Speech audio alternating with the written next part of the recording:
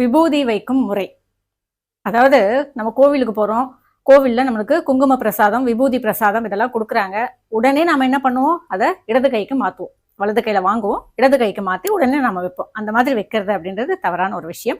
அத நம்ம என்ன பண்ணணும்? இந்த மோதிர விரல் இருக்கு பார்த்தீங்களா? இந்த மோதிர விரலால இப்படி தொட்டிங்கனாலே அந்த விபூதி அப்படின்றது வரும். அத வந்து நாம இப்படி வைக்கலாம்.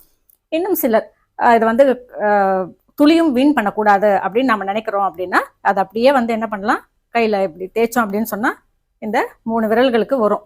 இந்த வந்துச்சுன்னா இதை வந்து அப்படியே நாம நெத்தில பட்டையாக தரிச்சுக்கலாம். அதை பத்தி ஒன்றும் பிரச்சனை கிடையாதுங்களா? அதே மாதிரி விபூதி, குங்குமம் இதெல்லாம் வாங்கும்போது ஆண்களாக இருந்தா இந்த துண்டு அதை பயன்படுத்தி வாங்கிக்கணும். பெண்களாக இருக்க பட்சத்தை முந்தான இருக்கு பார்த்தீங்களா? அதனுடைய நுனியை வச்சு இப்படி நாம குங்கும பிரசாதம் இதெல்லாம் வாங்கணும். இதை வந்து தரிக்கும் பொழுது நிமிர்ந்து தரிக்கணுமா, குனிஞ்சு தரிக்கணுமா, இதெல்லாம் வந்து சந்தேகங்கள் இருக்கும். நீங்க தரிக்கும் பொழுது ஒரு துளியும் கீழே சிந்தக்கூடாது. அந்த